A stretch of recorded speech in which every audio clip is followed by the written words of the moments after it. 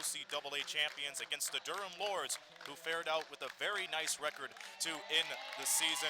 Reed, what are you going to be looking for in today's game? I think this is going to be a very competitive game. We've got two teams, Fanshawe, the #1 offensive team in the OCAA. Durham's the #1 defensive team in the OCAA. So I'm curious to see who's going to set the tone, whether it's going to be the offense or the defense. But either way, I think it's going to be highly competitive. You've got two teams that aren't going to back down from one another, and they want to obviously advance, but they want to make sure they leave everything out on the floor and put their best foot forward.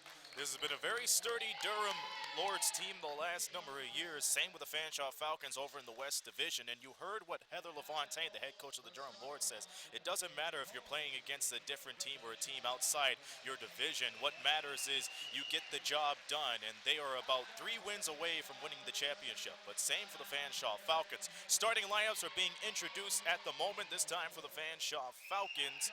And in just a moment, we'll have the starting lineup for both of these teams. Pretty interesting matchup, to say the least, once again.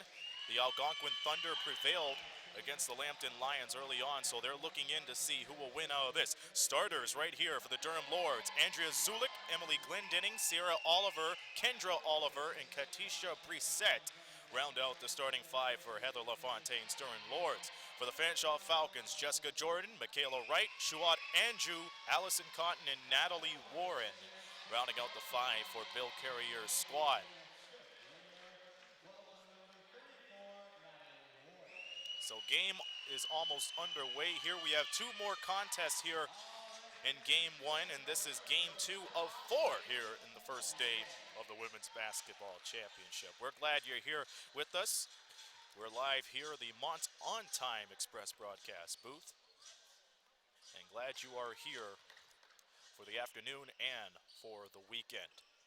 Durham in green, Fanshawe in white with the red trim. Natalie Warren will tip it off against Katisha Brissette of the Durham Lords. Tip is controlled by Fanshawe. And we are underway. Andrew down at the corner. Finds Michaela Wright. She puts it up, and it's no good. It rattles in and out. And back come the Durham Lords. Here's Kendra Oliver. She cleaned up house last night at the athletic banquet. More on that later. Oliver's a very good young player. I look for her to assert herself in this game and probably carry a big part of the load for the Durham Lords. Absolutely, and Andrea Zulik gets on the scoreboard as that ball rattles right into the basket. She averages 13 points per game, and she was able to get the first 2 points. Andrew outside, it hits off the side. Zulich with the rebound, outlet to Oliver. Goes off the glass, and it's right with the rebound. Some quick shots here early on. Probably trying to get through some jitters, get a little bit of a feel for the game on both sides. It's a matter of controlling that tempo as Warren spins around, falls away, no good. Oliver down with the rebound. Correction, that's Brissette. Oliver being guarded by Andrew. Zulich at the far right. 10 on the shot clock. This is Sierra Oliver inside to Oliver, and she gets it to go. And it's 4-0 Fanshawe. Nice strong move to the baseline, easy jump shot. 4 quick points already for Durham. Wright passes his right on inside, and the shot's good for Allison Cotton.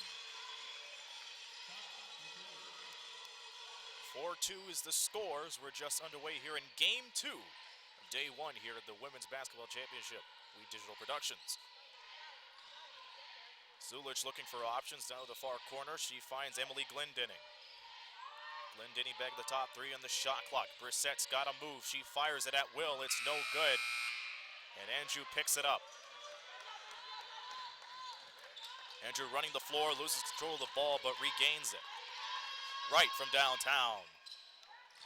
Fanshaw's not afraid to put it up from outside. They're one of the league leaders in three-point shots attempted, and they shoot the ball very well. 32.3% from downtown as the ball goes out of bounds. It'll stay with Durham with 7:33 to go in the first quarter.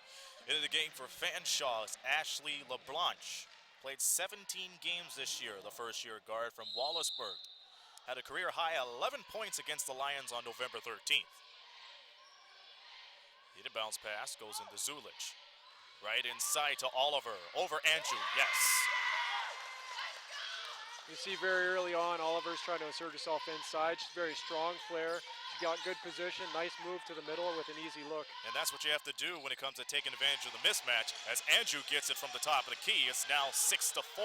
Durham on the other end of the court. Oliver up, no good. And Leblanc picks it up.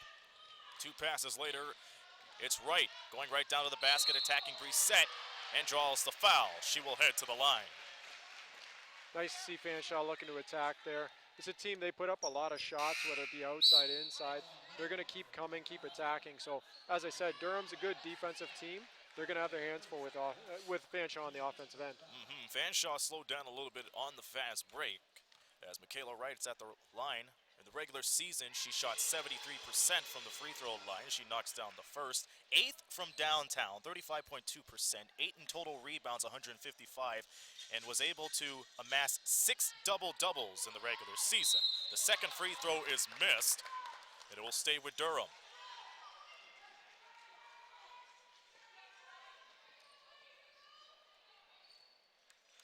So Durham started with a 4-0 run, but Fanshawe found a way to get right back very soon. And it's now a 1-point Durham Lord lead. The inbounds goes into Zulich. Zulich guarded by Leblanc. Brissette. Glendenning. Try to fake out, but fires a 3 instead. It is short. Oliver leans away. It is no good. Mackenzie Van Dyke with the ball, tie up. And Durham will get the ball back by way of the possession arrow. Nice work by Van Dyke to get that rebound inside, but she brought it down where anybody can get it, whether you got a size advantage or not. You want to make sure you keep it up nice and high, keep it away from the opponent. Only in her second year, and that's how you're going to gain experience as the 3 doesn't go for Glendenning. Down to the court is Andrew. She has running room, fires it from top of the key. It goes in and out. Rebound by Van Dyke. She puts it back in. And that's exactly what I was talking about. Van Dyke kept it nice and high, gained control, went up, had the putback, got the 2 points. She learned her lesson from the other end. And that's how you take advantage of the second chance opportunities. You want to fling it away once you get the rebound. And substitutions are being made for Fanshawe. Now in is Jessica Cameron. Second-year forward from Calgary. Here's Kendra Oliver. Glendenning with the fake, gets the step, and misses the leaner. Van Dyke already down with the rebound. 2 quick rebounds for her, as Andrew has real estate, fires it from deep, and it hits the front rim. She's not bashful. She's going to let it fly if you get a little bit of space there. So, want to get a hand up, make her take some contested shots. She shoots 40% from the field. Sierra Oliver inside of Glendenning. Tries to find ways to give it to Oliver, and she does. 6 on the timer. Oliver puts it right in. It gets denied. What a nice block from Michaela Wright. Very nice defensive stand there by Wright, taking on the bigger player, but stood her ground, stayed with her, kept her hands up, got the block, and then nice effort by Oliver trying to get it in, keep it in bounds or put off the opponent, but she just stepped on the baseline. That was all ball for Michaela Wright as Fanshawe gets the ball back. 7-6 is the score. As Andrew has it up top, guarded by Oliver. Goes right inside the drive, kisses it off the glass, no good. McDyke with her 3rd rebound. Here's the shot, it's no good. Fanshawe regains possession. 3rd chance opportunity coming up as we're almost halfway into the first. Leblanc over to Andrew. Andrew driving in from the left. Too many steps. And Fanshawe turns the ball over. Good job recovering there on defense. Durham looked like they were going to give up the easy layup, but the help side defense came, cut off the drive, and all of a sudden we got an extra step in there. Credit to Jamie Gordon for stepping right in and contesting Andrew's ability to drive right inside to the basket. 7-6 is the score. Fanshawe over Durham. And Zulich kisses it off the glass for 2. Nice control of the ball there, all the way to the basket. So Durham regains the lead for the time being. Michaela Wright sends it over to Warren. That's the player to watch. The shot goes off the side. And And Jamie Gordon with the ball, seasoned veteran of the OCAA. Shots no good for Glendenning. Good defense from Fanshawe. As Wright passes the timeline. Wright for three. Off the mark. Rebound by Leblanc, and she puts it in. Fanshawe very active on the glass. That's a big part of why they're able to score as many points as they do. They get second and third opportunities. They never quit. Be careful with this team. They average 49 rebounds per game. That's third in the league. 4:10 remaining here in the first quarter. Oliver near side. Sent it over to the top. Sierra Oliver. He almost lost control. Oliver puts it up. Almost got it to go. And it's Leblanc with another rebound. Here's right in the corner. Back to Leblanc. They swoop the ball around. Warren gets it to go. Great inside position. Knew exactly what she was going to do with it. If she didn't get the points, she was going to draw the foul. That's perfect. Great execution. Great positioning, as it's now 11-8 Fanshawe. Gordon tries to kick it inside, but it's taken away by Leblanc. Here comes the Fanshawe Falcons. Leblanc puts it up. It's no good, but that'll send her to the line. Good opportunity on this fast break coming up here. You see in that replay, Durham's really keying in, trying to get the ball inside to Oliver, which is understandable. She is a very good player, but Fanshawe knows that as well, so they're going to try and take her out of the game. You got to try and get other people involved, get some movement with the ball, and make Fanshawe guard everyone. Actually, Leblanc, with that first free throw, 53% free throw shooter, played all but one game in the regular season, career high 11 against Lambton early in the season. So Fanshawe makes a substitution. Allison Cotton checks back in for Leblanc. Really good outing for Leblanc here in the first quarter. And she will have a seat. I see Fanshawe apply a little bit of pressure here, try and force the hand. Zulich finding Gordon. They kick it outside, Rashida Gibbs. Three from Gordon, no good. It'll be Fanshawe ball with 3:38 remaining here in the first. So Andrea Zulich and Kendra Oliver has 4 points. And those are the only points from Durham right now. Leblanc with 3. And looking at the team comparisons, Fanshawe's out-rebounding Durham 12-8. That's a big part of them being active on the glass, especially in the offensive end, as we've seen. Each of their possessions, they're going after the ball. Even if they don't get the second opportunity, they're getting a hand on the ball, give themselves a chance. And you think a lot of people will worry about the mismatch when it goes down to going for those rebounds, but they're playing like everything is at stake, and it is. As we take another look at Andrew, nice hop step, and she was able to draw the contact. I think the thing you'll notice with Fanshawe as the game goes on, they crash 4, if not 5 people, because they know they've got the ability to get back on defense. So even if they end up giving up a long rebound, they can recover and get back on the defensive end. Well, you bet. As Andrew knocks down both free throws, and she's the league leader from the charity stripe, almost 90%. And it's no problem to her. She cleaned up house at the athletic banquet last night, and it will stay with Durham.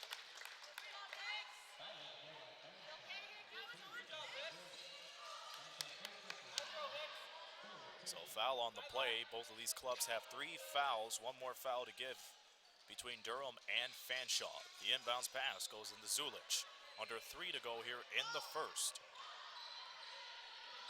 Oliver with the step on Cotton, but misses the jumper. Warren, flustered, sends it right back over to Jordan.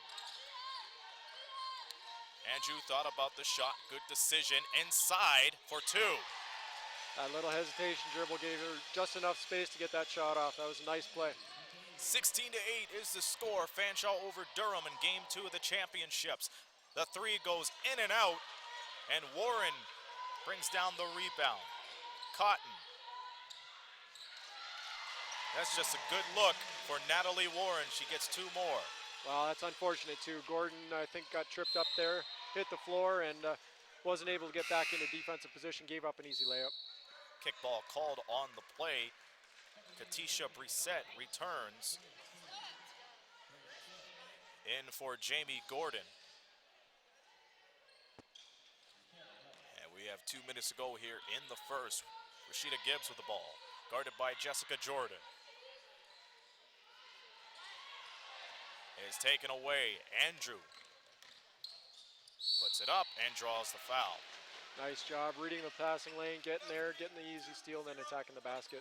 And so far, Fanshawe is mastering the fast break as they look for opportunities to go to the line. And there's Andrew just drawing the contact on Caitlin Hickey. Fanshawe is very much a team. They'll capitalize on your mistakes. They'll score in bunches, even if they might be a little bit streaky at times. Part of that is that, you know, they're going to knock them down. They might miss a few in a row, but then they're going to get them back on the next possession. They find ways to keep on bouncing back. Shot Andrew is the line. Was named the OCAA Player of the Year as she knocks down both free throws. Western Division Player of the Year, All-Canadian, and Western Division First All-Star team as well. Yeah, that's back-to-back Player of the Year awards for her, if I'm not mistaken. You betcha. Hickey for two, no good. Andrew comes out of there with a rebound. Andrew down to the corner, gets bailed out by Michaela Wright. Wright guarded by Sierra Oliver. And Andrew gets the ball back down to the wing. 9 on the clock. Andrew for three. It's short. With the pick back, it's no good. But Fanshawe gets another crack at it. Andrew with the step. Fires it. Got it. That's 10 points for her. Nice early start to the game. Andrew leading with 10 points, and the shot's good for Glendenning. She's on the board. It is now 22-10, Fanshawe. Andrew from downtown, off the mark, gets her own rebound, swoops it right in with the leaner, and it's off. And Durham comes up with the rebound, Sierra Oliver. Outside Glendenning. And the shot's flat as day old soda as Fanshawe Falcons get the ball back with 31 seconds left. Glendenning's a veteran player. That's unfortunately you don't want to see the air ball go up, but it's just part of the game. She'll shake that off. She'll be ready to go on the next possession. Keep in mind there's 30 more minutes of basketball to go following this one, so plenty of time. Absolutely. A lot of basketball left to be played. Here's Jordan, guarded by Gibbs, and sends it over to Cotton. 6-second difference, shot clock, game clock. Jordan outside. It's off the mark. There's Glendenning. Shot clock's off. Final 10 seconds. Down to 5. And Brissette draws the foul, courtesy of Grace Shea. Hate to see that as a coach. You don't want to commit a foul with under 10 seconds left in the quarter. Fortunately, it's not a shooting foul, so no real harm done there. Final seconds, it is taken away. Jordan at the buzzer, gets rejected by Hickey. Good awareness there by Jordan. You saw her sneak a little peek up the clock, so she knew exactly how much time she had. That's just great move. You take another look at this coming off the steal. Coming up the live action, the shot goes at the buzzer and it's short. And that's the story for the first quarter. The Fanshawe Falcons trailed at the beginning of the game, but they find themselves leading 22-10 at the end of one. We'll be back in just a moment. Mont's On Time Express has all of your delivery needs covered with a fleet of 50 vehicles, including cargo and sprinter vans, along with 24-foot straight trucks. It doesn't matter if the freight is big or small. Mont's On Time Express can guarantee safe and prompt delivery service throughout Canada and the United States. Licensed to broker freight throughout North America, Mont's On Time Express features same-day delivery service, along with a state-of-the-art dispatching system and live GPS tracking assistance. Mont's is fully insured and Canadian bonded and has certifications with FAST, CTAT, PIP, and SmartWay. Mont's On Time Express is open 24 hours a day, 364 days a year. To get your delivery moving, contact Mont's On Time Express at www.montsontime.ca or call toll-free at 877-250-8282.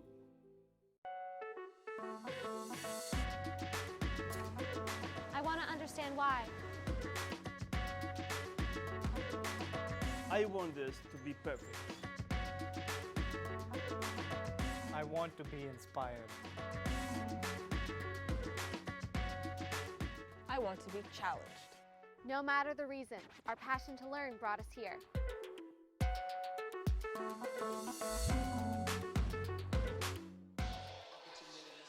And here we go with the second quarter as the Fanshawe Falcons lead 22-10 over the Durham Lords in Game 2 of the OCAA Women's Basketball Championship. Along with Reed Ennis, I'm Aaron Sanders in the Mont's On Time Express broadcast booth. Looking at the stats at the end of the first 10 minutes, Reed, I think the rebounds played a huge difference, and it worked out in Fanshawe's favor. Just look at this. 7 offensive rebounds. That's something that has to be limited immediately. Absolutely. Even if Fanshawe didn't capitalize, they're giving themselves more opportunities, and over the course of a game, that's going to end up paying off eventually. So if you want to see Durham do a little bit better job boxing out, create some space, go get the ball, and keep Fanshawe out of the key. Double dribble called on Grace Shea, so Durham will have the first crack at the ball here in the second quarter. They haven't had the lead since they led 4-0 in the beginning stages of this game. Zulich sends it to Glendenning. This is Kendra Oliver, guarded by Wright. 8 on the clock. Zulich with the cross-court pass. Oliver's got to move. 3 on the shot clock. Gets met by the double team and throws the ball away. Durham looked a little out of sorts there. A little bit too much standing around, just kind of watching, waiting for somebody else to do something is what it looks like. But hopefully they can shake that, get a little bit more offensive flow, and then start to get a little bit of capitalization going on. And Fanshawe was able to apply the pressure as the shot clock was winding down. Wright tries to send it to Anjou, but she saves it from the backcourt violation. 6 on the clock. Anjou guarded by Oliver. Down the 3. Sends it into Warren. Fades away. It's off. That's a good job by Oliver pressuring it on the perimeter like that. That's what you have to do to get Fanshawe off their game. Zulich from downtown. It's off. And Jordan holds it and gives a cross-court pass to Anjou. Warren goes to work and connects for Jordan, and it goes for 3. That's a fairly good contest from Emily Glendenning. She's just not quite there, about a half step too short. Fanshaw's able to knock it down. First points of the quarter. Glendenning's shot is a no-go as Shea picks up the rebound. Anjou goes behind the back and beats Oliver on the dribble. Anjou going coast to coast, looking for a foul but won't get it. He'll stay with Fanshawe. And Taylor Hill checks in for Fanshawe. Fanshawe, a lot of substitutions, keeping everybody fresh. That way they can keep a little bit of pressure on Durham, make them very uncomfortable when they get on the offensive end. Not to mention a lot of depth. 5-second violation called as Durham keeps on applying the pressure. The question is, can they match that up on the offensive end? Yeah, you know they're going to be able to bring it on defense. It's just a matter of whether or not they can capitalize on the opportunities they get and score some points. 25-10 is the score. 2 minutes in here of this second quarter. As Nice Zulich cut. goes inside to Oliver, draws the foul, no correction. They'll wave the basket off, travel. Very nice cut there by Oliver, but the Fanshawe player was able to recover, make it a little bit harder. She had the extra step, and the official got her for the travel. How about that double team right inside, just between Anjou and Taylor Hill. Second look there might have been opportunity to call either a held ball or just a no call, but the official saw fit to get the travel. Jumper's no good for Wright as Zulich brings it up court.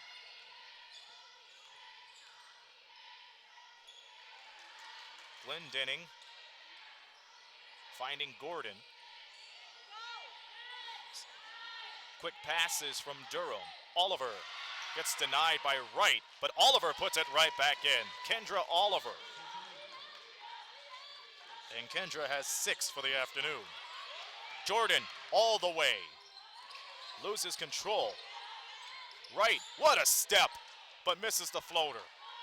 Durham very fortunate there. They had a defensive breakdown on the initial drive, but they were able to recover. They come away with no points given up, and now they get to take their chance on the other end. Durham shooting 24% from the field. They have to get something up. What behind the back dribble from Sierra Oliver. Finds Kendra, puts it up, and it's no good. Second chance. And it's off. Third chance coming up maybe, but they draw a foul. Good resiliency and persistency from Kendra Oliver right down to the basket as we take a look at the tape. Yeah, she does a good job. She's got the inside position. It's a very nice look from Sierra. A lot of contact there. The officials are letting them play a little bit, which is nice, but it can get frustrating. Oliver's got to keep her head, keep with it. It'll pay off. And that says a lot about them allowing Fanshawe second, third chance opportunities. The other way around, they were able to pick up some rebounds, like this one here. Kendra Oliver with the step and misses it over Hall. So Fanshawe gets the ball back with 6:34 remaining here in the first half.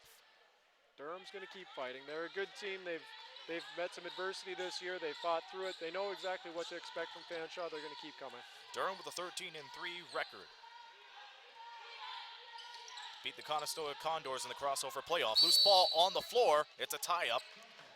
And it will go back with the Lords. Nice effort there. Kendra Oliver being aggressive, playing the passing lane, and then Sierra Oliver hitting the floor. And leads the Lords with 19.4 points per game. And then some. She's played and started all 16 games. Rookie of the Year, East Division Player of the Year, All-Canadian, East Division Rookie of the Year, Eastern All-Star, and All-Rookie. What more can you ask for? Yeah, she's a top 3 player in scoring and rebounding in the league. She was number 3 scorer and number 2 rebounding. So you know she's bringing it both ends of the floor on every possession. And we'll see her step it up more. She already has 7 boards and 6 points at the moment. But they have to find their way out of a 25-12 hole as Andrew cross-courts it right on over. Cotton with the ball, met by the double team. Hill with 8 on the shot clock. Hill sends it right inside. Cotton with the teardrop. Nice little floater coming across the middle. Not the highest percentage shot, but it's a good look, and they got it to fall. Sierra Oliver finding Kendra. Yes. That's a tough catch. It's a good pass to see her capitalize on there. And Durham continuing to stay into this game. Andrew met by Glendenning. Passes it outside. The three-pointer is no good. Zulich on the run. Durham much more active on the defensive glass right now. One of the issues in the end of the first quarter, Andrew blocks it out of bounds. And with that, Michaela Wright and Legacy Blackbird check in for Fanshawe. Another look at the Andrew block from behind. And those blocks are kind of risky, especially when you're from behind, because it could have been a foul. Absolutely, it's risky. Sometimes the official will make that call even if there is no contact because it looks like there is. Very fortunate to not get called for the foul down there. And Kendra Oliver is on the move as she gets the bucket to go. She now has 10 as it's 27-16. The lead's been cut down to single digits. Under 5 minutes to go here in the second quarter. Blackbird fires it up. It's no good. Kendra Oliver, a bully on the boards once again. That's her 8th. She's on double-double watch already. Like I said, she's going to bring it both ends of the floor. A lot of basketball left to be played. And Glendenning knocks down the tray, and it's now an 8-point game. And these Durham Lords are something else, especially from beyond the arc. Nearly 29% from the field. That's 4th in the OCAA. Right over to Cotton. Cotton guarded by Glendenning. Trying to drive in from the left. Fires it up. No good. And the momentum has shifted to Durham's side. Zulich. 2 passes later. It's into Jamie Gordon.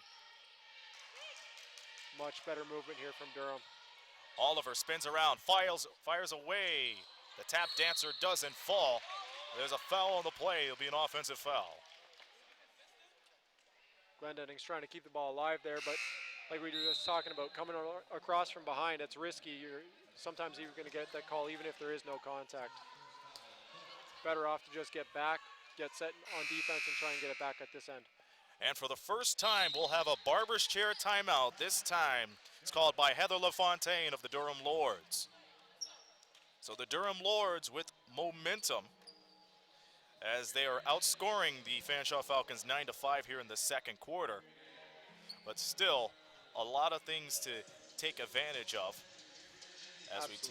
As we take a look at the Eastern Division standings, Durham ended up in third, tied third with the George Brown Huskies, 13-3 record.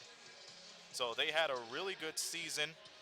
Ended the season winning nearly 10 of their last 11 games. Now that's huge. Only lost one on their home court, so that says a lot about this Durham Lords team. Absolutely. They're year in and year out, they're a competitive team.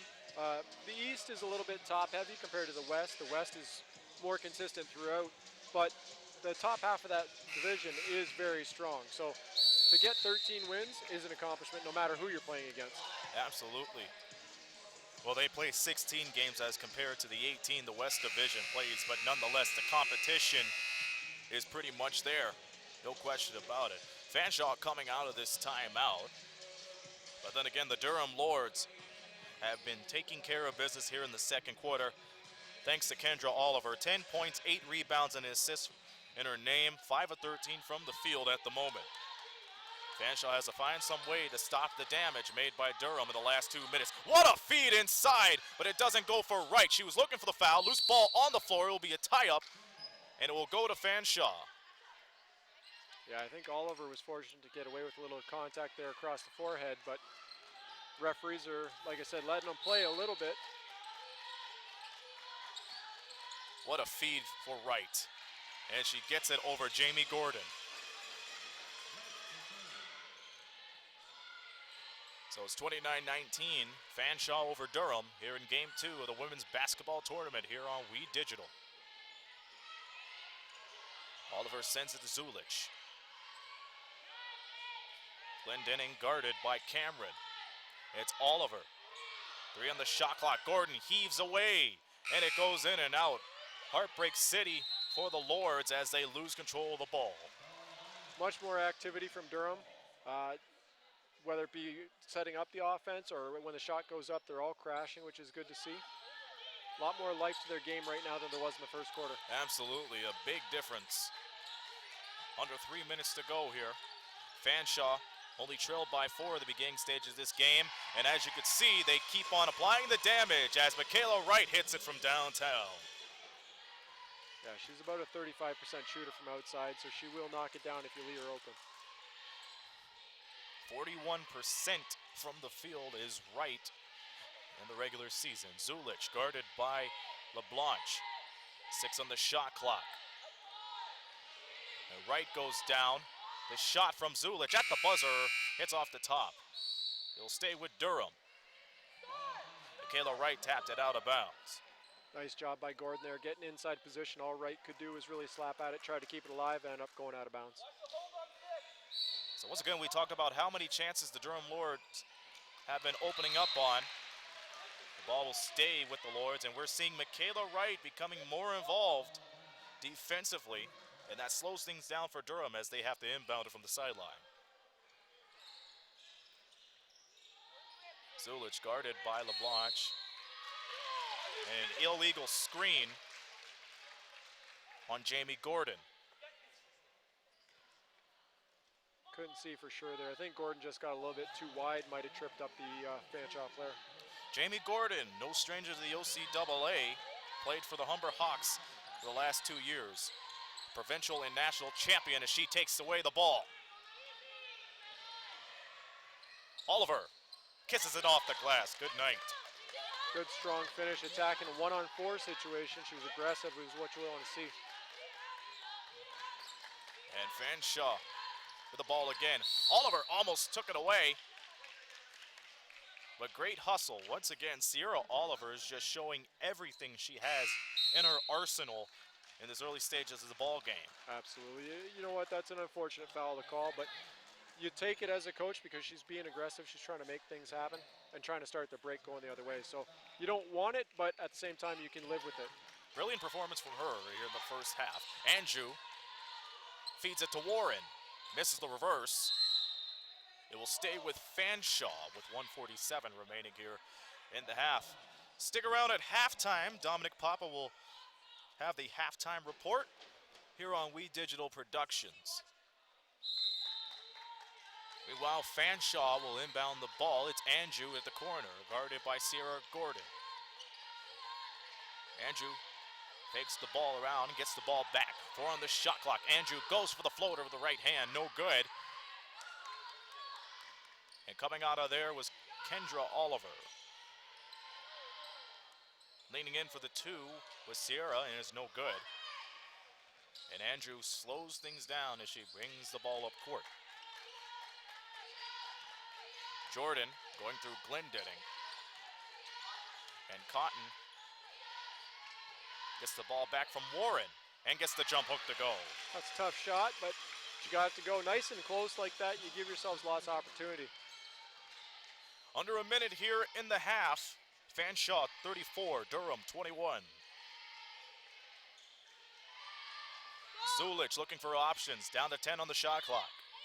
Zulich trying to feed Oliver, but it's taken away by Andrew, and Kendra Oliver gets the ball back, feeds it right inside. That was Brissett going for Kendra Oliver, but nonetheless, Durham is off to the line. It's the right idea there, but hands in the passing lane make it difficult, especially over the top. Durham still able to capitalize, get a good look inside, and go to the line. It was Katisha Brissett who carried on with the play, and when it comes to those broken play opportunities, you have to display that hustle as Kendra Oliver knocks down the first free throw. Absolutely. That possession, Durham got caught standing around a little bit again, but end up going to the line and getting 2 points. I think they'll take it. 34-23 is now the score with 45 seconds left here in the second quarter. Jordan brings it up court near the left side, and Leblanc has it. Warren flustered by the double team. Shot clock at 7. The feed, it's broken up, and Durham has a chance to try to cut this lead into single digits before halftime. Yeah, I think you want to try and take your time, get a good look here. And Zulich, speedy demon, and she traveled. She stutter stepped because she did not anticipate that double team to come right away. Yeah, that's unfortunate. It's a good opportunity you want to push it to try and see if it's there, but to pull it back out right away and set something up, make sure you give yourself a good look to end the quarter. Shot clock is dead for the next 12 seconds. Leblanc sends it over to Andrew, guarded by Gibbs. Jordan for 3, goes in and out. Warren. One more shot and fouled with under a second to go. Great heads-up play from Natalie Warren, not only with the rebound, but the ability to put it up there. Well, and there's the Fanshawe Falcons once again crashing the offensive glass. And mind you, Natalie Warren was on the other side for that rebound, just trying to size up for positioning. Absolutely. Natalie Warren misses the first free throw. 5th from the field goal range, 51.4%, ended up with 5 double-doubles and 9th total in blocks with 16 for the season. 0.3 seconds to go, and that will do it for the first half. The Fanshawe Falcons stopping the Durham Lords run here in the second quarter, and they lead 35-23 at the end of the half. Stand by for Dominic Papa in the halftime report here on We Digital Productions. That's coming up.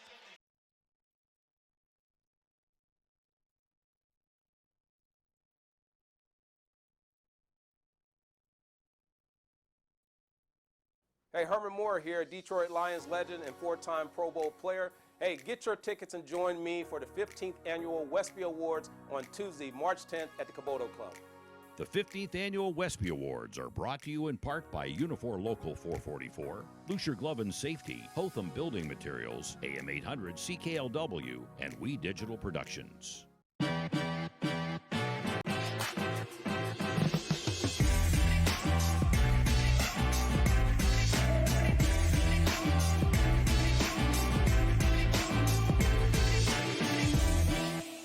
Are you passionate about a particular sport? Would you like to combine it with your education? Are you thinking about a career in one of the many rewarding construction-related trades? Do you love subjects like science, technology, engineering, or math? Take a look at the academies of the Windsor-Essex Catholic District School Board. You'll be glad you did. And years from now, you'll look back on your high school days as the best times of your life. The Academies of the Windsor-Essex Catholic District School Board. We're with you all the way. Hi, I'm DJ Smith, head coach of the Ottawa Senators. For the best in local sports coverage, We Digital.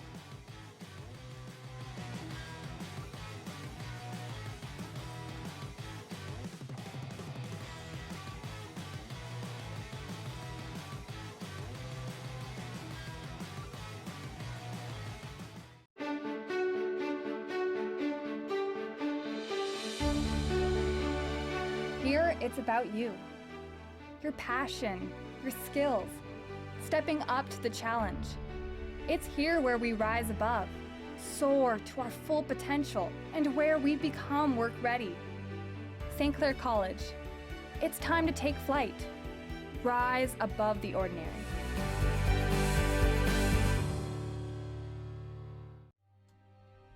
Like our champions, we know what it takes to win. Every day we put on our uniforms and we strive to be the best. Ring after ring, we keep practicing until it becomes second nature. Our craftsmen have put in thousands of hours to master their trade. And when things get tough, we make the adjustments needed to stay on top. Baron Championship rings. This is who we are. Welcome back to the St. Clair College Sportsplex, the site of the 2020 OCAA Women's Basketball Championships here on We Digital Productions. Dominic Papa checking in with our halftime report. A lot of great people visiting the Sportsplex this weekend, a lot of hardworking people visiting our city this weekend. One of those special people joining us here on our broadcast is that of Martha Peak. She is the women's convener of OCAA Women's Basketball. All the way from Ottawa, Martha joins us. Thanks for coming in, Martha. And thank you, Ed. That's very nice of you to say. Well, no, it's all true. You got to have good people to run these things. And obviously, you've been at the helm as the convener for 3 years. St. Clair puts in the bid to get the nod here, but there's a process there. Tell us a little bit about that. And, you know, Sportsplex, I love this place, Martha. It's pretty special. It is pretty special. They have a wonderful facility, and it's nice to have hosts like St. Clair that have new facilities that we can, our student athletes that can come and participate in something, an event like this. You being the convener of women's basketball, how important are facilities like this? They're important in all sorts of ways, not only for, you know, our student athletes to have these facilities to play in, but, you know, just the development of sport. Other younger women seeing other women playing sports, right? Older women, they can see themselves in those people. So it's nice that they can attend these different events and see those, our players playing. Okay, so this championship, I mean, you follow the league closely, obviously. Being the convener, you have to oversee everything, so you got to know what's going on. And you're up in Ottawa, but this championship, when this all comes together, the importance of this championship, Martha, for the, I guess, development, for even just the future of OCAA women's basketball. How important is it? It's important. It's out to, you know, we obviously, we put in a lot of time as administrators, and each of our facilities just to have our students participate. And like you said, everybody gets to see this. This is going live, right? So the importance of it for the sport, the development of these student athletes, you know, we like to say we're teaching life lessons through sport, right? So, you know, there's the teamwork and the communication and overcoming obstacles. Those are all things that we get from playing basketball. We've been working with St. Clair for several years now, Martha, and it's been a great relationship. We're certainly appreciative of it. And one thing that I've got to see and watch over the years is just the development, the involvement of women's athletics, and certainly women's basketball and the caliber of play. Outstanding. There's some real special athletes. And I don't think people really, truly realize how good the basketball is at this level. Yeah, I think if they tune in and see, they'll be surprised, right? And it's just getting better and better, faster. You know, it's a competitive environment. So it's really nice. They're very athletic women that play sports just like men. It's nice on International Women's Day to have this event too. Yeah, absolutely. Your role as the convener then. Why don't you take us through, you know, I guess the job that you have to do and make sure it gets done as the convener. So really, the convener, I get to oversee all the teams. You know, I work closely with the signers and the officials too, just through games and coaches. Right? We work with the coaches and track different fouls, help with the league official rules, things like that on a day-to-day basis through the league. But it's just an extra that we do to help support the sport. Now, you've come down here, and I got to meet you last night at the banquet, which was great, and I enjoyed sitting with you at our table there. And I'm learning a lot about Algonquin and the Ottawa situation there, and you're getting a new field house from what I understand as well. We are. We can't wait for a new facility at Algonquin College. We're part of the Students Association, and it's exciting times, but we're waiting for that to happen. And of course, when you look at something like this, again, we're really proud of this place, and I just think that St. Clair did such a wonderful job in thinking it through. But you've got some new ideas going in your place as well. We do, yeah. And you know what? When we were touring all different facilities, we actually came to St. Clair a few years ago just to look at the facility. And as you can see on the court, it's a beautiful facility. Yeah, it really is. All right, I know you're a busy lady, but certainly appreciate you giving us some time here. Enjoy the rest of the championships, and congratulations on leading this. Again, as the convener, it's a very important job, and it takes good leadership. And this league runs flawlessly, so congratulations on everything. Thanks for doing this. Thank you very much. All right, that's Martha Peak. She is the convener of OCA women's basketball, and she certainly does a great job in doing that. We're going to take a quick timeout. When we come back, we'll check in with our basketball analyst, Royal Church. He'll break down the first half for you. This is the 2020 OCAA Women's Basketball Championships on We Digital Productions. Hey, Herman Moore here, Detroit Lions legend and 4-time Pro Bowl player. Hey, get your tickets and join me for the 15th Annual Westby Awards on Tuesday, March 10th at the Caboto Club. The 15th Annual Westby Awards are brought to you in part by Unifor Local 444, Lucier Glove and Safety, Hotham Building Materials, AM 800 CKLW, and We Digital Productions.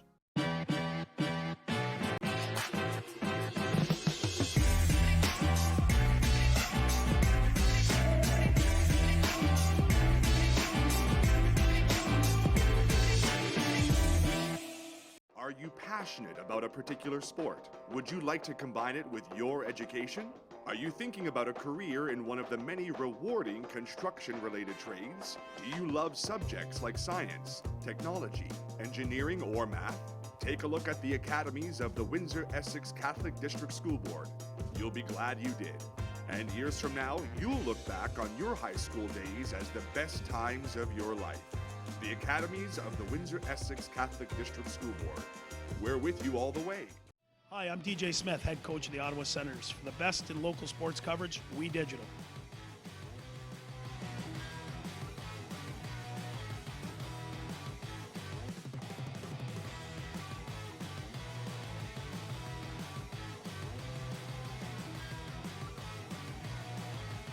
We continue on with our halftime report here at the 2020 OCAA Women's Basketball Championships here in Windsor, Ontario at the St. Clair College Sportsplex. Dominic Papa, along with our broadcast doctor of basketball, Mr. Royal Church. Durham Lords and the Fanshawe Falcons doing battle here in the second game of the tournament. The Falcons have grabbed a 35-23 lead after 2 quarters of play, and I guess maybe not surprises here, Royal. Durham's playing hard, but just think maybe Fanshawe has a little too much there. Yeah, you're right, Tom. They're deep. They're talented. They've got the twin towers, Natalie Warren and Grace Shea, 34 and 22, who are just awesome. Really thick and tough and good players. Then they got Shawada Anjou, who in my opinion is the best player not only in the West Division but the entire OCAA. Yeah. Speaking of Shawada Anjou, we're going to take a look at some highlights, and one of the highlights we're going to look at is Shawada Anjou. Well, as to what you're speaking of, look at the move here, and then you know what? She just makes it look so easy. She's fluid. I mean, she's very fluid, and you know what? She's Bill Carrier's best team player too, Dom. Yeah. She gets the ball to her teammates. It seems like you're right. It seems like she scores at will. Whenever she feels like it, she scores. On the flip side, a great player in her own right, Kendra Oliver of Durham, right here, number 34. She won several awards at the banquet, and rightfully so.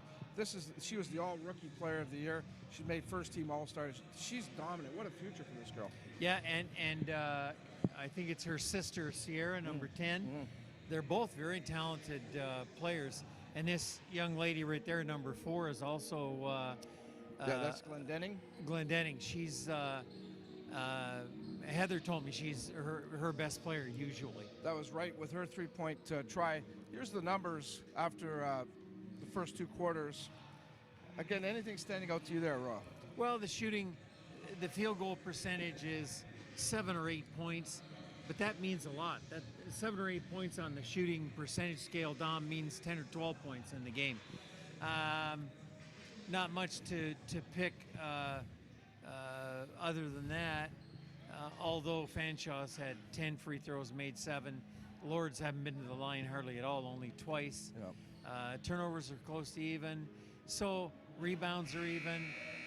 It's just that shooting percentage, Dom, and the domination of Chuat Anju. Yeah, she's been solid, and that was expected. She's key. She's the catalyst to this Fanshawe team. One thing I'm surprised of, even in the first game, Raw, the three-point shot. There's a lot of three-point shots. Is that kind of the approach now? Let's do the three thing. People are selecting the three-point shot players to shoot it on the perimeter. It used to be in the old days that you'd get the ball inside and you'd play the game inside out. Yeah. Inside, and if you didn't even get it out, now it's outside in. Mm-hmm. Take the three-point shot first, worry about post play later. And in some ways it's good for the game, but in a lot of ways it isn't, because like you said, the three-point shot's dominating the game. Yeah. And it really shouldn't. It should be more two-point shots, jump shots from the elbow, different things. Sometimes it almost looks like it's even getting forced, Royal. Yes. Teams I mean, obviously the team that's behind here in Durham's case, is that something that they got to push now? Obviously they're going to be a little more desperate than what Fanshawe is. I think you should. I think they should play inside out. Try to get the ball inside first. Have that the first thing in your mind. And if the post player is double teamed or can't get a shot away, kick it back out for the three-point shot. The three-point shot is a valuable tool these teams have, Don, but they use it too much. All right, that's why we have you here to explain all of that. Royal Church, our basketball broadcaster, our basketball analyst, helping us out here at halftime. We're going to take a quick timeout. When we come back, it's the call of the second half. Aaron Sanders and Reed Innes will continue on with the play-by-play. You're watching the 2020 OCAA Women's Basketball Championships on We Digital Productions.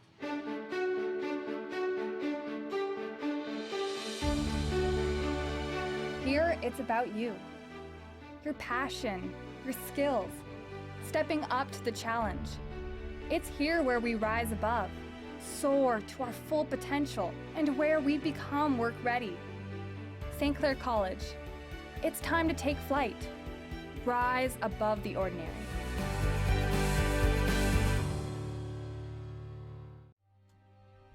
Like our champions, we know what it takes to win.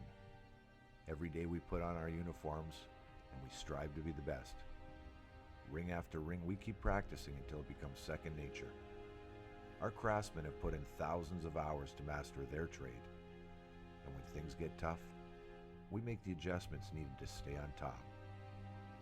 Barron Championship rings. This is who we are. And we are set to start the third quarter here in the 2020 OCAA Women's Basketball Championship Game 2 as the Fanshawe Falcons lead the Durham Lords 35-23 as we approach the second half. Along with Reed Innes, this is Aaron Sanders here in the Monts On Time Express broadcast booth. And we heard a little bit of what Royal Church said. There's more, the game today seems to be shifting more to the three-point shot, but when it comes to the Durham Lords, it hasn't worked in their favor. They may be down by 12, but they were able to put on a strong run. So I think the most important thing here, Reed, is for them not to rely on the three as much as they have. Absolutely, and it goes for both teams. Fanshawe didn't shoot it well from outside either, but for Durham especially, when you're trying to get back, they were 1 for 10 in the first half from the three-point line. They only went to the free throw line twice. If you're standing outside shooting jump shots, the referees aren't going to put you on the line. You've got to attack the basket, try and create situations where you're driving. That's where you're going to get some easy looks. That's also where you're going to end up going to the free throw line. You're going to be able to chip away at a lead. They have to get a move on, no question about it. And there it is right there is Emily Glenn dealing with the steal. She deals with Jessica Jordan, goes inside the drive and draws the foul. And to your point, Reed, it's all about the movement. If you're standing there, that's one thing. But going to the basket, that's how you're going to go to the line. Absolutely. And with Glendenning here especially, I referenced it early on. You know, she shot an air ball. She missed a couple of her early shots. She's a veteran player. She stayed with it. She played the passing lane. She went to the basket. That's what you expect to see, and the rest of the team's going to follow that lead. Glendenning has 5 points for the afternoon at the moment. Her third year from Plattsville, started 9 of 13 games, and third from three-point range too, 37.6%. As Allison Cotton dribbles the ball down, Andrew from outside, and it goes in and out. Cotton the putback, no good. Second opportunity for Fanshawe. Didn't take anything away from it. Durham's lucky to get the rebound there, which is something they did a lot better in the second quarter. They out-rebounded Fanshawe 12-4 in the second quarter after a slow start. And in total, in terms of the rebounds, 22 apiece. Glendenning, 5 on the shot clock. Zulich from downtown, got it. That looked good, straight on. Nice follow through. She released it nice and high. That's a good looking shot. Especially when you're under pressure with a shot clock too. Absolutely. In that case, the clock's running down. You got to take that shot. It's when it's early in the clock that you want to see them try to move and get it to the basket. Warren spots up from the elbow. It's no good, and Oliver's down there for the board. Here's Oliver racing between right behind her. Glendenning misses the shot. And Jordan brings it up to the left side. Cross courts over to Andrew. Andrew long two. Heartbreak City as Brissett tried to go for the rebound, but it was Oliver who got it instead. Fanshawe settling for long shots early in the clock. That's not a good way to keep your lead. What a feed from Sierra Oliver, but Shuat Andrew picks up the foul. Trying to go for the block right on the fast break. Another look at this. And on that backdoor cut was Sierra Oliver. Good decision. Yeah, that's a nice look by Glendenning inside. Get the player, let her to the basket, which is exactly what you want to do. Keep it away from the defender. It's tough to say you let that one go if you're Angu, but at the same time, you gotta pick your spot. She's a valuable player. You want to keep her on the floor. Sierra Oliver at the line, shooting 54%. East Division all rookie. In addition to that, not only a scorer, but she's a sharer too. Tied in 5th in assist with her teammate Andrea Zulich. Total of 65 assists for her. Yeah, she's got the ball in her hand a lot of time right now. She's creating. They're going to need her to have a strong second half to get back in this game. Ball goes into the hands of Cameron. Outside right, yes. So Michaela Wright finds an opening from three-point land. It's now 38-28. A little bit of pressure from Fanshawe. Try to force Durham to make a decision early, try and maybe force some turnovers. Zulich over to Oliver. She has 12 for the afternoon. A double-double for her, 12 and 11 boards. Zulich finding Sierra. One-on-one with Andrew. Finds Brissett. And it's off the mark. Andrew loses control of the ball. Tightropes the sideline, but could not maintain her balance. Durham with another break. Durham fortunate there. Brissett was wide open. I don't think that's really her shot. You could kind of tell just by the look on her face that she didn't know what to do there, but you got to take it. They're lucky to get it back and get another kick at the can. Chance to cut it the single digits as well as Glendenning will inbound it and sends it right over to Brissett. Foul on the other end. There's a foul on Michaela Wright, and that will be her first of the afternoon, team's third. Yeah, Kendra Oliver's getting position inside. She's strong. She's tough to move. Fanshawe's got no choice but to lean on her to get her out of that spot. Going to get some cheap fouls if they keep doing that. Reset with a leaner, tangle up. It'll stay with Fanshawe. With 7:21 remaining here in the third quarter. A little too much of a hustle down near the sideline. Yeah, it just ended up 2 players getting their feet tangled up. Both trying to go after the ball. That happens. This is Leblanc. She brings it up court, one-on-one with Glendenning. Andrew with the far side sends it over to the right. Right back over to Cameron. Andrew with the ball again. Looking for the foul, but can't get it. Warren, second chance, falls away, and it's no good, but that will send her to the line. Fortunate there. I don't think that was a shot from Andrew. I think she was looking to pass it. Ended up in her teammate's hands anyways. And this Shuat Andrew, good decision to go for the crossover dribble. But Warren zeroed in on the ball, and she zeroes in on that first free throw as well. Natalie Warren with 6 now. 4 rebounds to her name. 2 of 7 from the field. And he gets both to go. 40-28 is now the score. Durham down 12.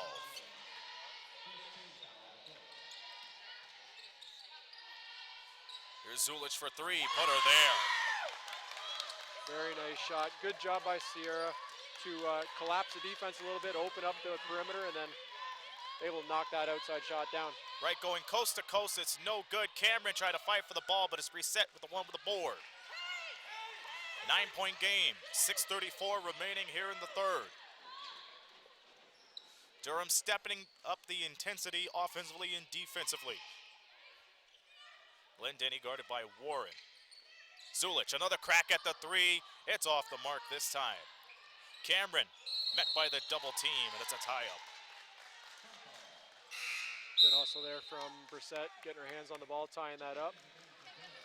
They don't get the ball, but it allows them to set up in their defense right now. Jamie Gordon checks in for Durham.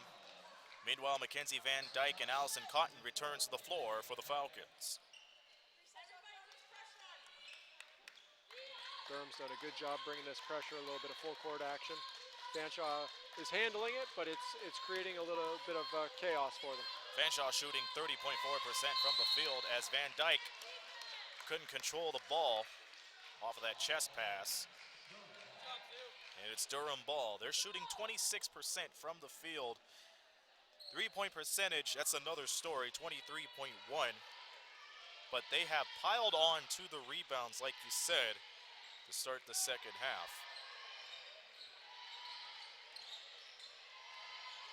Oliver goes behind the back on Andrew. Andrew shovels it over to Zulich. 6 minutes to go here in the third. Oliver puts it up and it's no good. Second chance, put back, off the mark. Why not a third one? She puts it up, it's no good.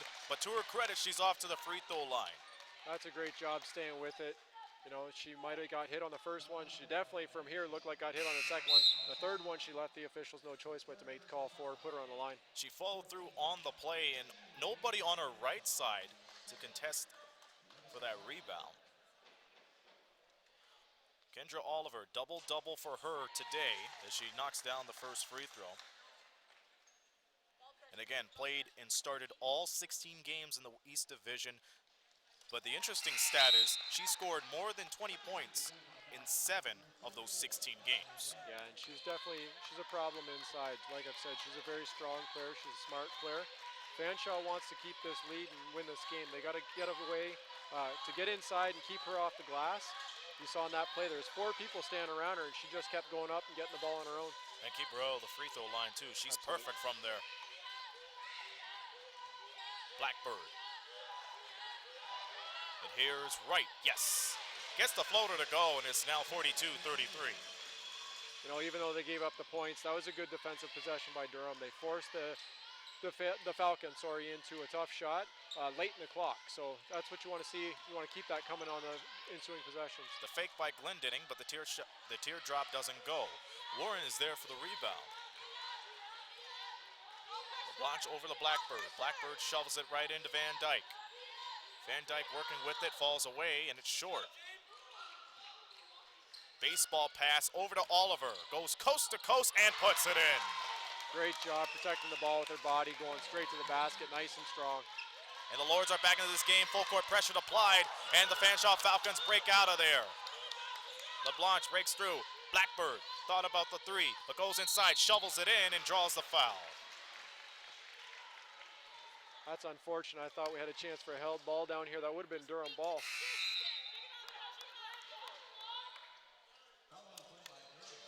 Going back to the replay, this is Fanshawe's possession. And Blackbird had the open shot, but it looked like she was a little bit intimidated by Kendra Oliver. I think it's understandable. She had good position. You know that she's smart. She's going to try and take away the lane. You don't want to take too much of a risk. Obviously, Durham's fighting here. You don't want to give them any extra momentum. Blackbird scores her first point and knocks down the second one, 44-35. Sierra Oliver finds the back door, Zulich. And Andrew with the foul. That'll be her third.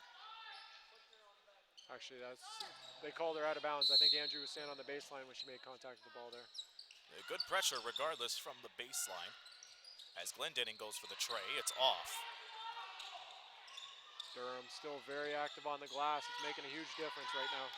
They're leading in rebounds at the moment. Oliver goes up, it's no good, but guess who's there for the putback? Kendra Oliver. And like we said, if they want to make a run here, they're going to have to go attack into the basket. They've done a much better job of that here in the third quarter. 14-9 is the score in the third quarter, and Durham takes it away. A collision right there, but Oliver sends it right over to her sister, Sierra. Zulich for three. In and out.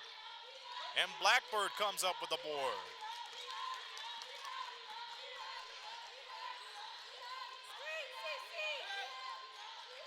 Andrew motioning from the top.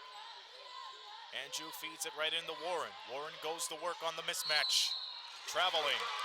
An opportunity for Durham to cut this lead to as low as 4.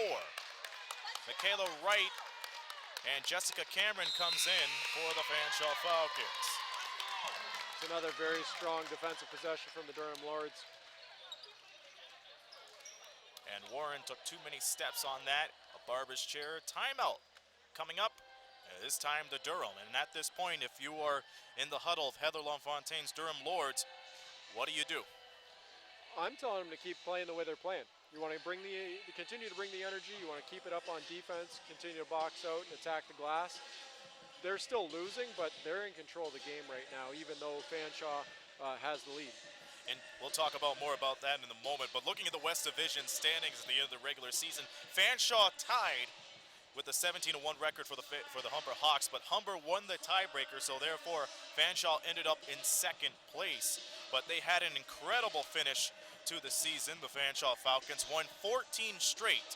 If you add that crossover playoff win against the Loyalist Lancers, that's 15 in a row. And if they want to keep that winning streak going on, they have to adjust immediately, because this Durham Lords team is really giving everything they got. 14-9 run from them. Yeah, this Fanshawe team, I mean, they've been here before. They're the defending champions. They know what to expect. They got a lot of veteran players. They're not going to get too high or too low. They're just going to keep playing the game.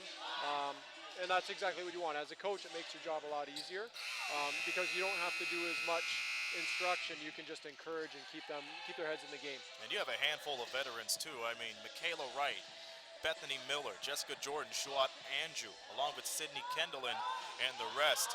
So it goes to your point, not a lot has to be taught with the exception of the couple of rookies, but they know the system real well, and why not? They played more than 19 games. It's taken away from Wright. Andrew from downtown, put her there. She's a player, it's early in the shot clock, but she's a player that you know she can knock those down. You don't worry too much as a coach. Let her take those chances, because you know even if she would have missed it, she would have got back on defense. 13 for Andrew, but Zulich puts in a 3 of her own, and we have a shootout here at the Sportsplex. 47-40 to score. Right to Andrew. Andrew driving in from the right. Wright trying to find Warren, but has to take it in herself. Misses the floater. Second chance, yes.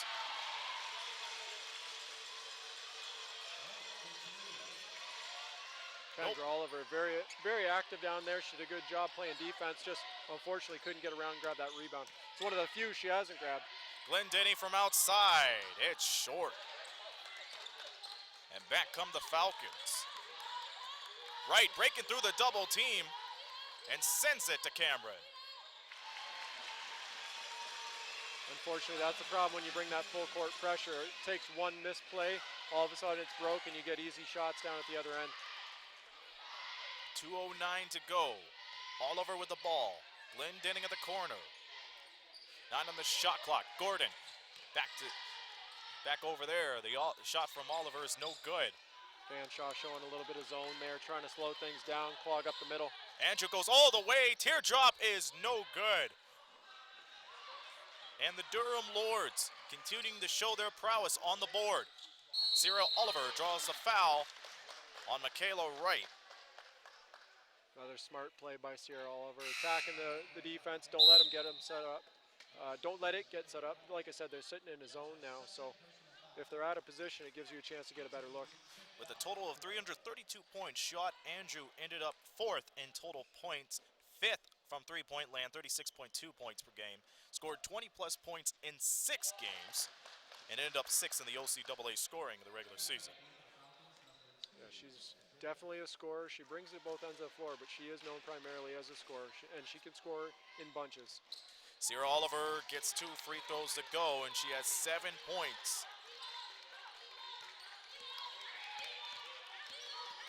As she's near the 10-point mark. Andrew guarded by Sierra Oliver. Warren at the top and sends it right on over the feed as Jessica Jordan couldn't control the ball from the pass of Taylor Hill. The Durham defense led to that ill-advised pass. It was a good look, but unfortunately she led her teammate a little bit too far. The pressure forced her hand to throw a little bit longer than she would have otherwise. Just been too much. Durham has not led since 4-0 in the early stages of this game. Oliver driving in from the left, flustered around, the shot is off, but it's free throw time for Jamie Gordon.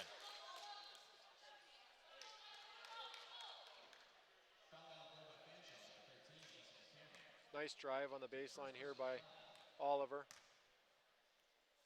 And I didn't think the Falcons anticipated Kendra Oliver to drive right from the baseline and up and in. No, and I definitely don't think they expect her to pass it off, especially there, but unfortunately she's behind the backboard. She didn't have a whole lot of options. Gordon standing wide open with a good look, so it was a smart play. Those free throws go. 51-43 is the score.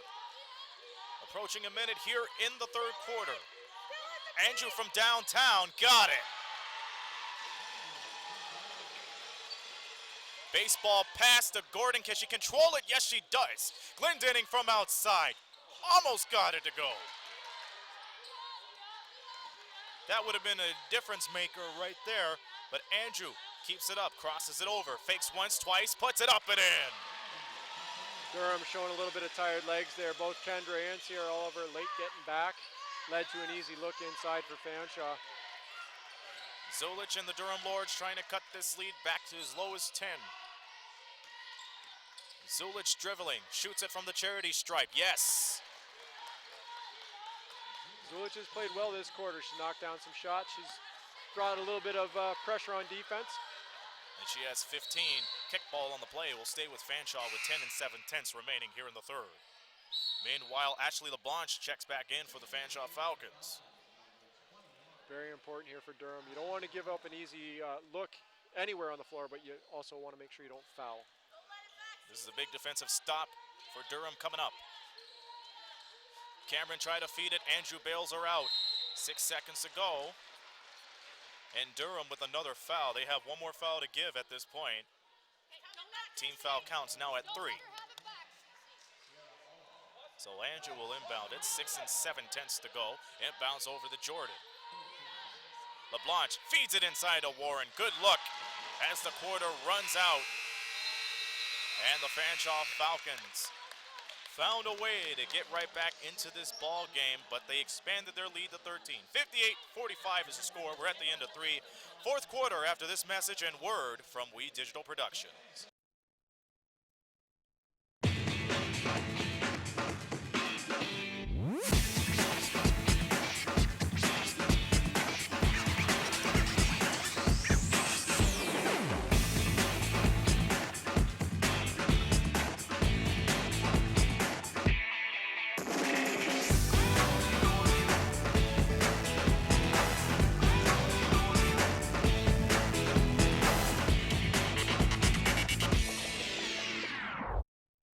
On-Time Express has all of your delivery needs covered with a fleet of 50 vehicles, including cargo and sprinter vans, along with 24-foot straight trucks. It doesn't matter if the freight is big or small. Mont's On-Time Express can guarantee safe and prompt delivery service throughout Canada and the United States. Licensed to broker freight throughout North America, Mont's On-Time Express features same-day delivery service, along with a state-of-the-art dispatching system and live GPS tracking assistance. Mont's is fully insured and Canadian bonded and has certifications with FAST, CTAT, PIP, and SmartWay. Mont's On-Time Express is open 24 hours a day, 364 days a year. To get your delivery moving, contact Mont's On-Time Express at www.montsontime.ca call toll-free at 877-250-8282. Here we go for the fourth quarter as Fanshawe leads Durham 58-45. Aaron Sanders, Reed Innes here in the Monts on Time Express broadcast booth. A lot of changes were made, but it worked out in Durham's favor despite the deficit. Reed, they've been going to the free throw line more, and who knows, the game might be decided by those free throws. Absolutely. 10 trips to the line that quarter, which is huge. I think the big difference here, keep in mind, Fanshawe finally did knock down a couple of outside shots, so Durham made that little push, but then Fanshawe got it right back on 2 possessions. Leading scorers for Fanshawe, Shawad Andrew with 18, Michaela Wright heating up with 13, and Andrew gets another triple to go, as it's now 61-45. Kendra Oliver with 18 points and 15 boards, double-double for her, 15 points for Andrea Zulich as she also heated up in the third quarter. That shot is missed by Oliver, and bringing right down the rebound was Leblanc, as she finds Cotton and misses the shot. There's a foul on the play that's going to go on Durham. Yeah, that one's on Oliver, I think. It'll be her second. And Kendra Oliver with only her second foul here today. The winner of this will play Algonquin tomorrow afternoon at 3:30. This shot goes for Allison Cotton as she finds a nice look and banks it off the glass. That one's a little too easy. Glenn Denning's asking for a hook from the official there, but unfortunately she didn't have any help either, so end up with a wide open look on a layup. Gordon, ball movement was deflected by Leblanc. It will stay with Durham. Durham's going to have to find a way here to keep their energy up. It's going to be tough because they've been trying to dig out a hole for 3 quarters now, or going on almost 3 quarters. Again, their last lead was 4-0 in the first quarter. That shot is missed. Look out, Warren and Oliver were tangled up there, but on the other end, it's Andrew. Andrew gets the step on Sierra Oliver. This is Jordan, gets the step, fires a 3, and it goes off the side. Oliver almost met by the double team. She bails herself out of there, brings it up court.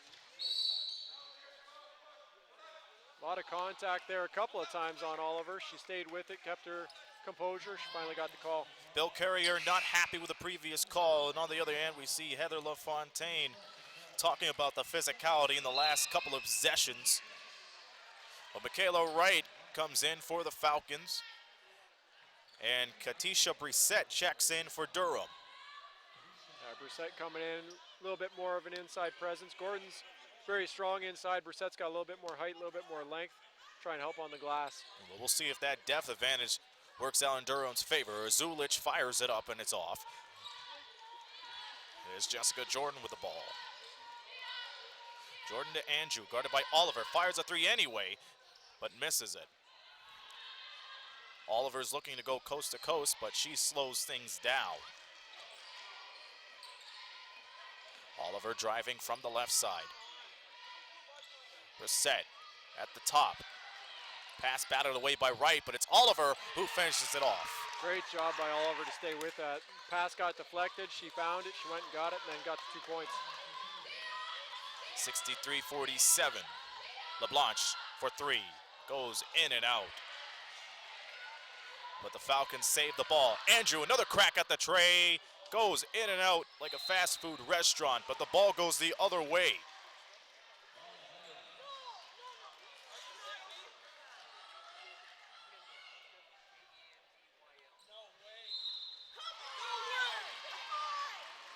And it looks like they changed the referees have changed their decisions. Fanshawe will inbound it with under 8 minutes to go. I think they're trying to say that Oliver got a piece of that as well, and obviously she was the last one to touch it. Warren finding Wright. Outside Leblanc for 3, yes! Good ball movement, found the open person. She had her feet set, she was ready to go, let it fly, and knocked it down. Durham slowly seeing this game run away here. The good feed inside to Oliver. Battles Warren and gets the shot to go. Very nice pass inside. And Kendra Oliver now has 22. Andrew with the fake, drives inside, leaning with the right hand. It's off, gets her own rebound. Fakes around, finding Warren. Warren over Oliver, gets it to go. Right now it's just looking like Fanshaw's got a little bit too much energy left. Durham's been fighting for so long, he might not have enough left in the tank. Zulich from downtown, it's no good. The coaching staff wanted the foul, they won't get it, but however, they will get the ball back.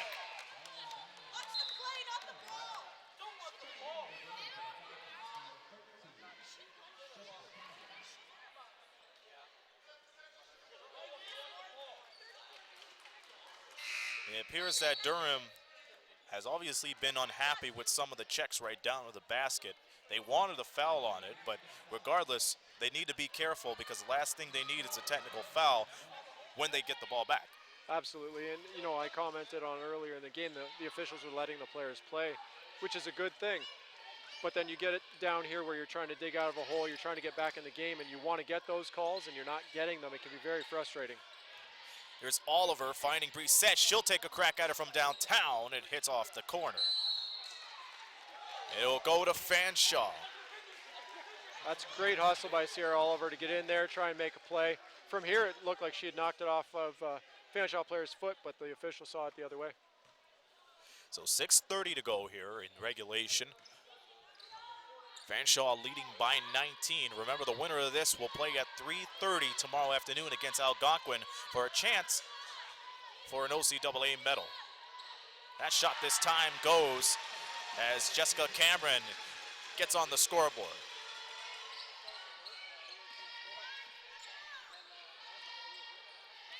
And Fanshawe usually averages around 82.8 points per game. That's best in the league. It's taken away, but Oliver regains it for the Lords. Brissette through the double team, and he draws the foul.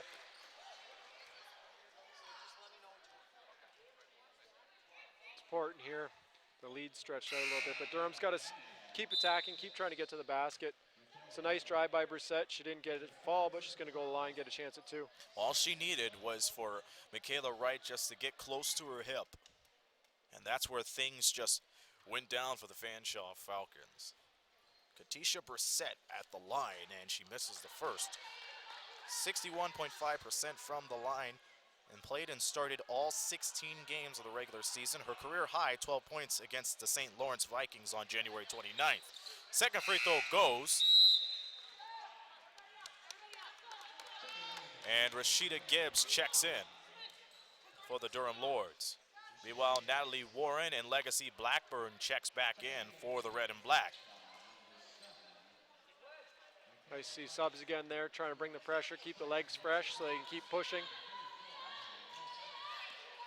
This is a 20-point game as we're approaching halfway here in the fourth quarter. Wright with the jumper, that's no good. Nice rebound by Zulich and an outlet pass. Look at her still pushing up the lane. Almost had a give and go opportunity.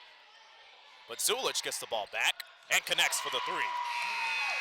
Very and that's nice a timeout. execution. And Bill Carrier calls a timeout. Their first barber chair timeout here in the half for the Fanshawe Falcons. And it's all about the movement. And it was due in part of Andrea Zulich staying with the play. Absolutely.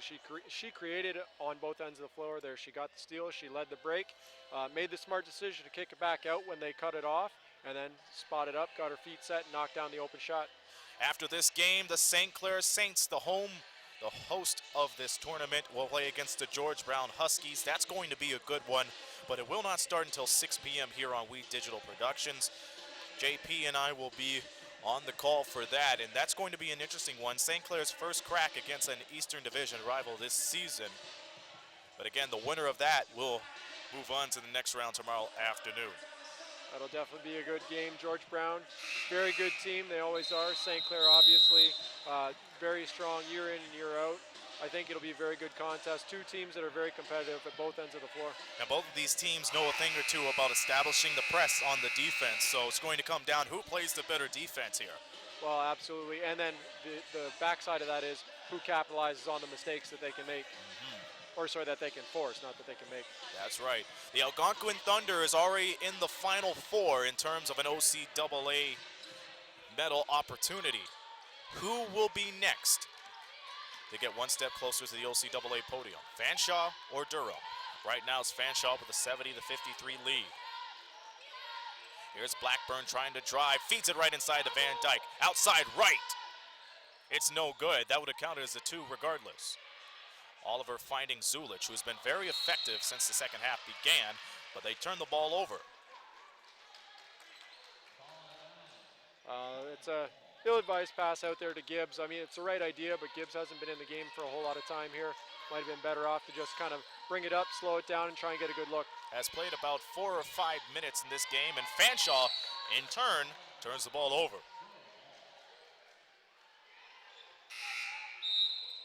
Coach Carrier bringing Andrew back, try and settle things down a little bit here. Yeah, it comes down to the veterans, Shuat Andrew and Allison Cotton, checking right back into this game. Still a lot of basketball left to be played. I mean, 17 points is a large lead, but stranger things have happened. If Durham keeps fighting, they've got a chance. Halfway in here in the fourth quarter. Oliver driving inside, no good. Kendra Oliver with the rebound, puts it up, and no good. That ball stayed there for a second, but it just decided not to go in. That's the way it goes sometimes. Very frustrating. Good strong move by Kendra to get the rebound and go back up. Gotta imagine she's got some tired legs right now. That weighs in on the shot as well.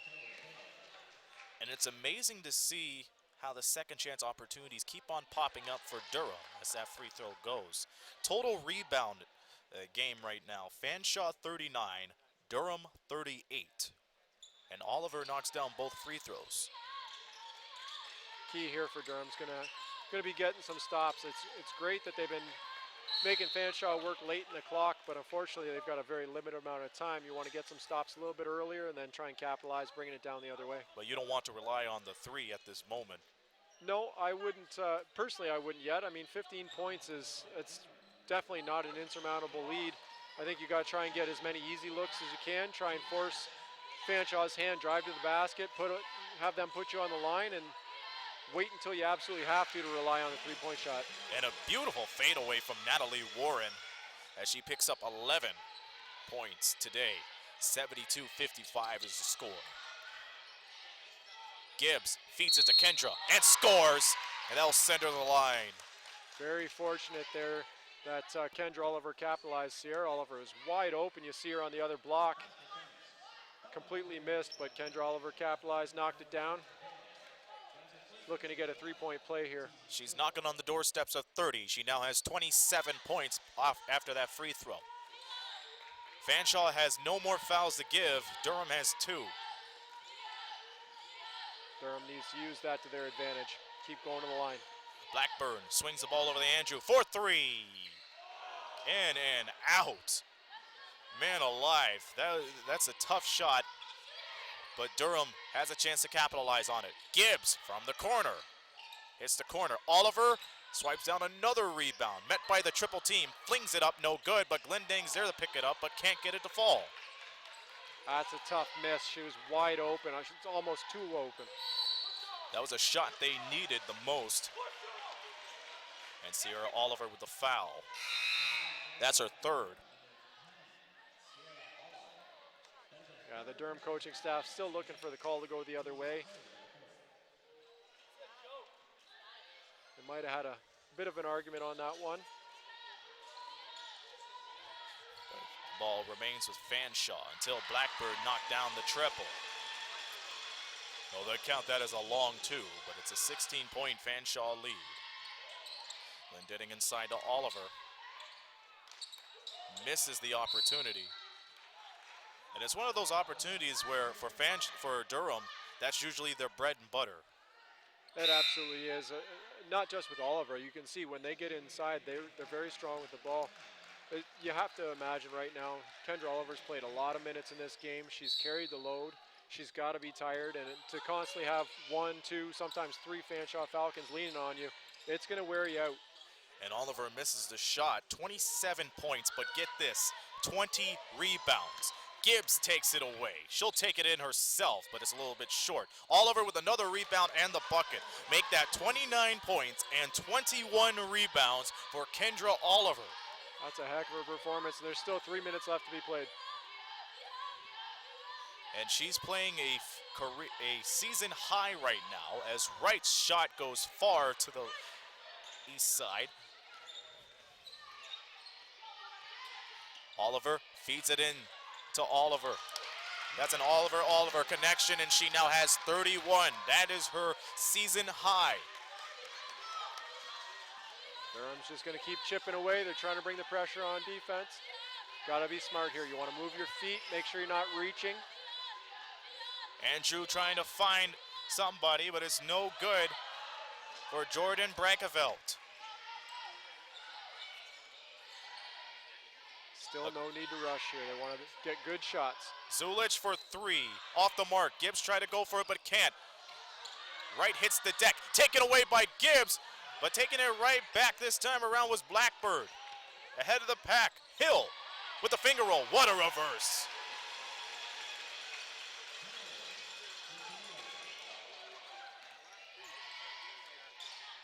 And it's Glendenning with the ball into Oliver once again.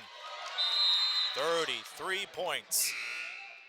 And remember, we're under 2 minutes, so every basket means the clock stops and substitutions could be allowed here. Jessica Jordan checks in. Well, if Durham keeps it up on defense, they continue to get some stops, force some bad shots, or at least some contested shots. They've still got a chance here. They got to be mindful of the clock, though. They can't wait too late in the shot clock to get their shots up. They got to make sure they're being aggressive and force Fanshawe's hand when they're on defense. And there they are with the full court press, but it's a technical foul called on Bill Carrier.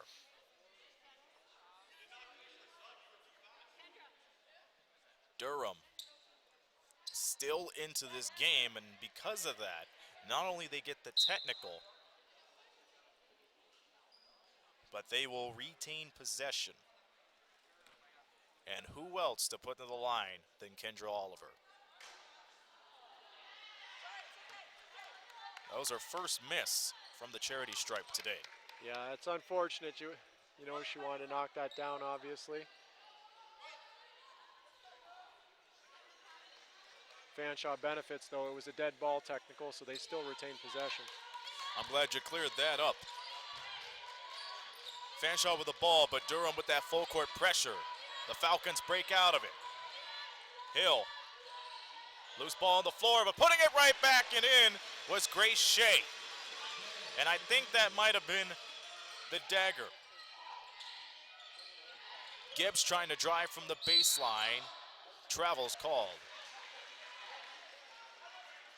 That's unfortunate. It's a nice drive. I think she just kind of got caught in a tough spot and had to do something with it. Ended up holding on a little too long, and then the foot came down. Fanshawe, a minute and 28 seconds away from moving on to the next round. Is taken away from Oliver. We usually see her effective on the glass and on the score sheets, but not much from steal department. But she has had a heck of a game. Double-double, 33-22. And that shot from Sierra Oliver is a no-go. But Oliver's there to put it back. Surprised to not see the ball get swung around to Zulich. She's been shooting the ball well outside. Nobody even looked at her over here. This obviously has to be the performance of the tournament here. Kendra Oliver just keeps on finding ways to get herself involved. 13 of 30 from the field, 7 of 8 from the line. But when you add all that up, make that 34 points and 24 rebounds. It's obviously very early on. It's only the second game of the tournament, but hard to believe that anyone will be able to match that output in any of the upcoming games. You have to think with those 24 rebounds, that has to be a record of some sort in the tournament. We might have somebody who has the record books check that up throughout the tournament. I think that would definitely be worth looking into. You'd be surprised. There's some pretty significant records in the OCAA, but that is quite the performance from any one individual. That three is no good this time around for Jordan Brankevelt. Gibbs brings it up the court and draws another foul. And once again, the Fanshawe Falcons are over the limit. That is on Taylor Hill. 37 seconds left in the game. It's tough not to look back and think, well, if Durham would have had a little bit better start to this game, could have been a completely different situation right now in the final minute. They were down by 12 at the end of the first quarter and found themselves trying to dig out of that the entire rest of the game. And this is from a 4-0 lead. They had to start the game. They haven't led since. No, and they've, in a lot of ways, as much as obviously the score doesn't show it, they've controlled the game. I would say probably from about midway through the second quarter on. Breakeville drives inside and draws the foul. So these free throws could be the icing on the cake for the Fanshawe Falcons as we get another look.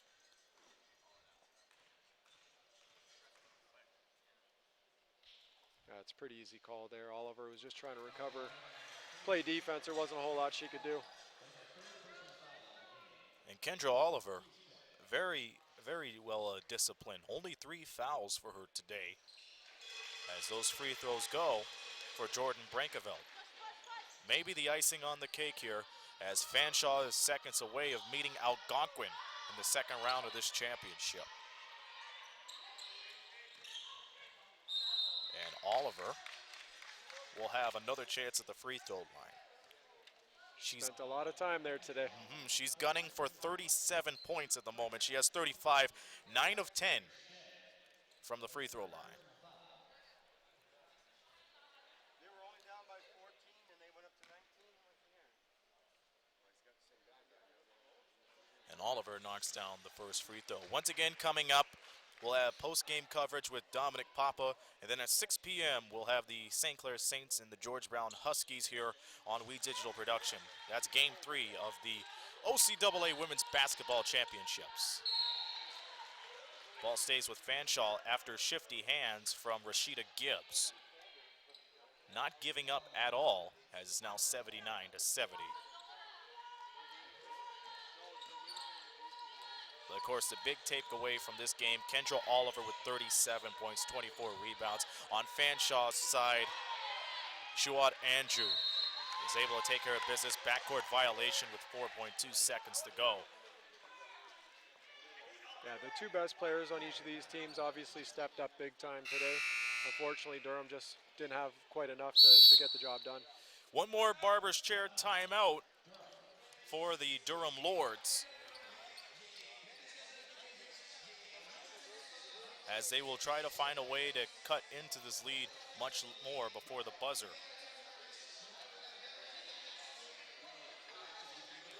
This was a game for the ages if you've been following Kendra Oliver in the Durham Lords despite the loss.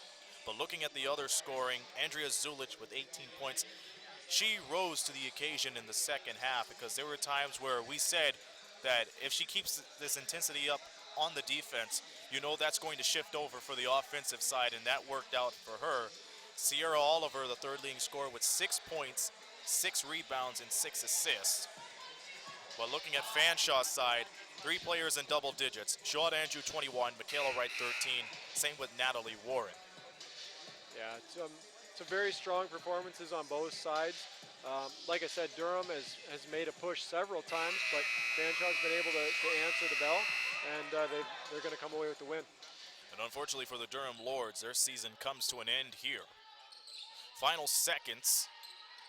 Hickey over to Zulich. One more crack at it, and it's all over as the Fanshawe Falcons have defeated the Durham Lords 79-70.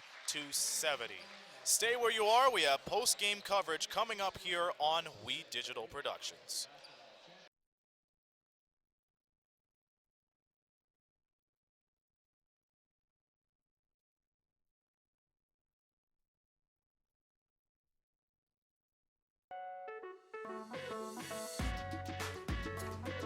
I want to understand why. I want this to be perfect. I want to be inspired. I want to be challenged. No matter the reason, our passion to learn brought us here.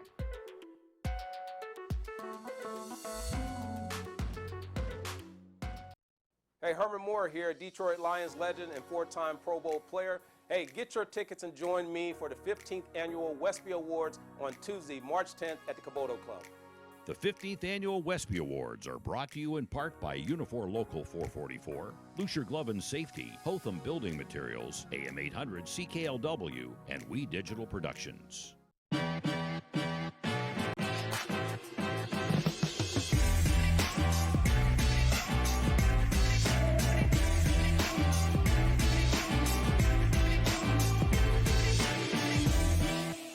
Are you passionate about a particular sport? Would you like to combine it with your education? Are you thinking about a career in one of the many rewarding construction-related trades? Do you love subjects like science, technology, engineering, or math? Take a look at the academies of the Windsor-Essex Catholic District School Board. You'll be glad you did. And years from now, you'll look back on your high school days as the best times of your life. The academies of the Windsor-Essex Catholic District School Board. We're with you all the way. Hi, I'm DJ Smith, head coach of the Ottawa Senators. For the best in local sports coverage, We Digital.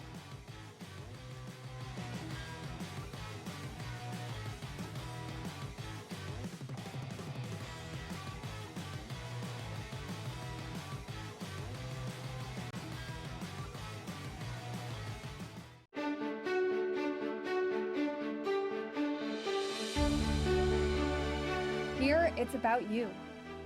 Your passion, your skills, stepping up to the challenge. It's here where we rise above, soar to our full potential, and where we become work ready. St. Clair College, it's time to take flight. Rise above the ordinary.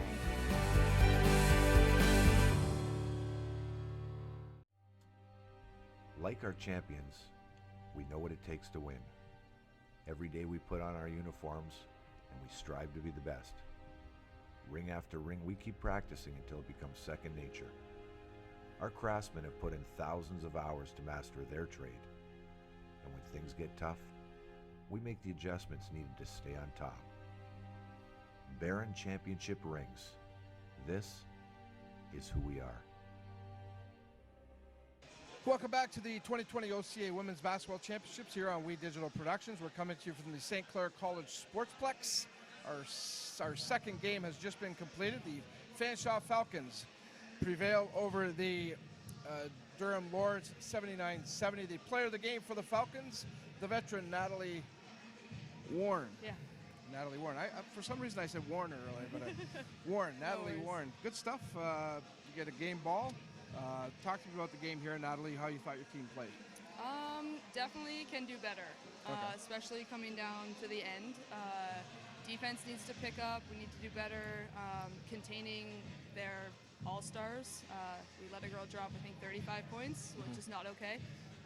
So definitely looking forward, defense needs to be better, but we're happy with how we moved the ball and came out with the win. So.